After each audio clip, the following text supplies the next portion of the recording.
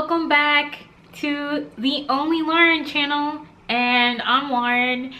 So I guess today I wanted to talk to you guys about the process of being, well, just the critical thinking process, the process of creating, and the process of being human.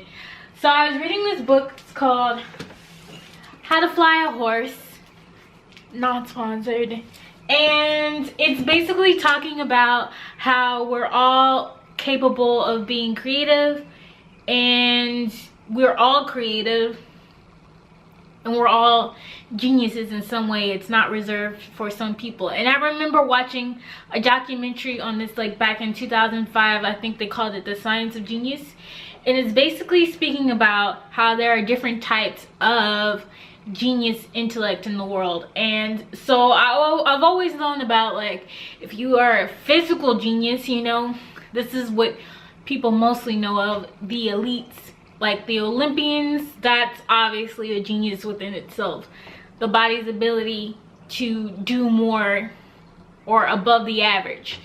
And then most people know about scientific genius, but we don't give credit, or artistic genius, but we don't give credit to like small little things. Like, I'm grateful to every day there is an architect or a builder who wants to build. So for today, I'm going to talk about the different types of smart, the different types of genius. And yes, we're all genius.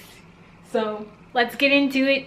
So I think one of the types of smart is, or one of the types of smart that I noticed is clever. And so animals can be clever. They can think of clever things to do that it's like, oh, I wouldn't have thought of that. And that's basically just finding like a, I would say like a tiny little loophole that no one would think of. It kind of has to do with being like funny. So if you're clever or witty, I remember this from a My Wife and Kids episode. He was like, that was clever and witty. So clever and witty and wit usually have to do with being funny, and clever just means like, oh, you thought of that? That was great. Like, I would have never thought of that. So it's not even just, and then these are like also different types of creative, I feel, in a sense, to that degree. Wisdom is like one of those things. Like, of course, you know, I feel like once you have lived your life, most people know that either turtles or owls or wise. Turtles and owls are wise people, but humans are wise people. It's not really associated with youth, because youth are generally not wise people. I have to say that even myself. Like, when I was younger, I was pretty wise, but I wasn't wise. I just was seeing like ahead of time. I wasn't like, I didn't really know. I could just foresee what was to come. Because like, I used to say in high school to other kids, I would be like, why are you guys dating? Because you're gonna break up. Doesn't make any sense. Like, why go through all of that when you could just like live your life free? So that was wisdom within itself, but also not wisdom, because I truly didn't know that. Like, that's what I feel like wisdom is, the truest form of knowing the actual consequences of your actions. And gifted and talented, usually they're going hand in hand. So when someone has a talent, like we all have talents, maybe they play the piano. I always like categorize genius. What I think of genius is when, and a lot of people, when they take a skill or a talent and they already have a natural inclination for something, but when they go above and beyond that natural talent, then it becomes like, no. A talent, I feel like, is anything you can take on. I feel like, okay, so I'm redoing this one again. So like a gift is like something, like I feel like being attractive, that's a gift. Or just things about you that you can't necessarily change, that are seen as positive or may be able to help you.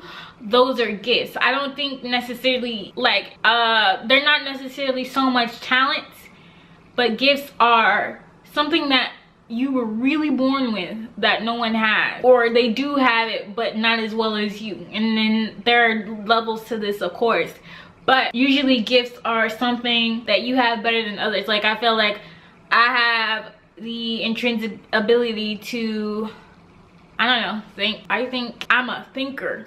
I really think, and so I think that's one of those, that's what the difference between a gift and a talent is.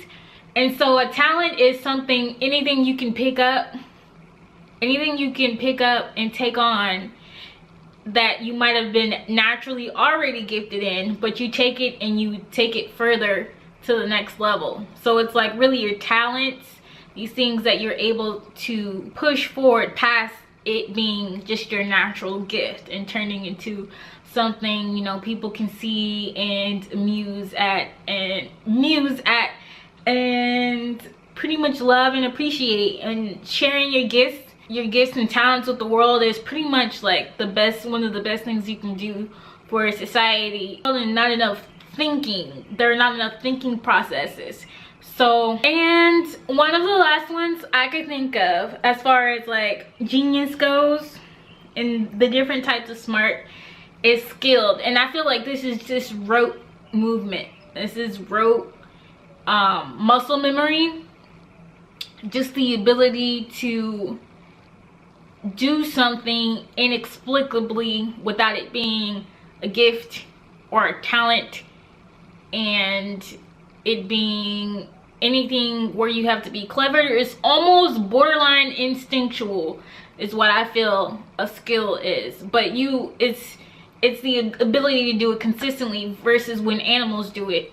So animals move off of instincts, you know, here and there, but they're not doing the consistent things. So if you have a skill, then that's something you can apply consistently throughout your days, and it's just basically muscle memory. And so I feel that's the type of all the type of intelligences that I could think of, and that was pretty much it. I know there's some more, but I've been thinking about this a minute, and there's just different types. We're all genius, we're all different in some ways, so I encourage you to think about the type of talents and gifts you have. And if you have any special talents and gifts that you were born with, comment below, and don't forget to like and subscribe to this channel, because, or even share it too, because I need it, you need it, and we all need it. So thanks so much for watching.